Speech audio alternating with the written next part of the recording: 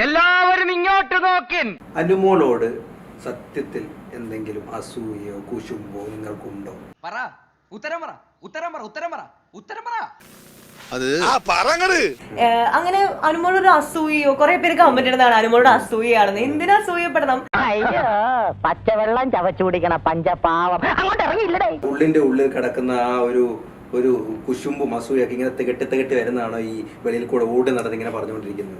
അതെ സാറേ, ഞങ്ങള് വഴക്കാം. തന്നെ മൂച്ചേട്ടെ ഒന്ന് പറഞ്ഞ രണ്ടാമത്തെ തുണി പൊക്കി കാണിക്കും. ഞാൻ പറയുന്നവര് പറഞ്ഞോട്ടെ എന്നതാണ്, മൈൻഡ് ചെയ്യാൻ പോകണ്ട. അതാണ് ഞാൻ എപ്പോഴും. അയ്യോ അങ്ങനെ പറഞ്ഞൂടാ, പിന്നെ ഞാൻ എന്തിനു വന്ന എന്റെ മോൻ പോയി തൂങ്ങിച്ചത്. ഇതിനേക്കാ വലിയൊരു സഹായം അച്ഛന് ചെയ്യാൻ പറ്റില്ല. അനീഷേട്ടനായിരുന്നു ഡിസേർവിംഗ് ആയിട്ടുള്ള ആള് അനുമോളെ വെച്ച് കമ്പയർ ചെയ്യുമ്പോ. സൂയ കുശുംബ ഏഷണി കഷണ്ടി എല്ലാം മോന്തി കുടിച്ചിരിക്കാണല്ലേ. PR ഉണ്ടെങ്കിൽ ബിഗ് ബോസ് കപ്പ് ആർക്കും ജയിക്കാന്നുള്ളത് വീണ്ടും ആവർത്തിച്ചുകൊണ്ടിരിക്കുന്ന ചരിത്രമാണല്ലോ. ആരായിരുന്നു നിന്നോട് പറഞ്ഞത്?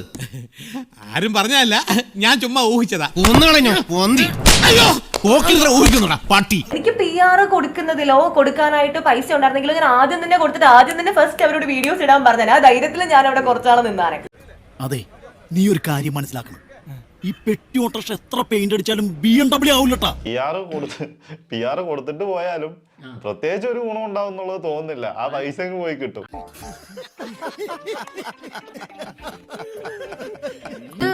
എനിക്ക് കിട്ടിയൊരു ഭാഗ്യമായിട്ടാണ്, കാരണം ഞാൻ പൊരുതി നേടിയതാണ് ഈ ഒരു കപ്പ് എന്ന് പറയുന്നത്.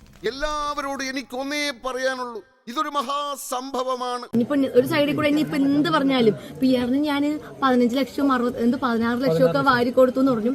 അങ്ങനെ എന്റെ കയ്യിൽ ഉണ്ടായിരുന്നെങ്കിൽ എനിക്ക് ബിഗ് ബോസിലോട്ട് പോകേണ്ട ഒരു ആവശ്യമില്ലായിരുന്നു. അവർക്ക് കിട്ടാത്തത് എനിക്ക് കിട്ടാത്തത് അവർക്കും അവർക്ക് കിട്ടാത്തത് എനിക്കും കിട്ടില്ലെന്ന് ഉള്ളൊരു ആഗ്രഹം അങ്ങനെയാണെന്ന് തോന്നുന്നു എന്നെ റിയാക്ട് ചെയ്യാൻ. കാരണം എനിക്ക് പലപ്പോഴും തോന്നുന്നു ഒരു 5 വർഷം കഴിഞ്ഞ് തമിഴ് ബിഗ് ബോസിൽ പോകുന്നതൊക്കെ ഞങ്ങൾ ഇങ്ങനെ സംസാരിക്കുന്നുണ്ട്. ഈ സ്വഭാവം വെച്ചാണെങ്കിൽ ഉറപ്പായിട്ടും വിളിച്ചിരിക്കും. അപ്പോൾ ഉറപ്പായിട്ടും PR കൊടുത്തിട്ടേ പോകത്തുള്ളൂ. സന്തോഷമുള്ള മക്കളെ, സന്തോഷായി.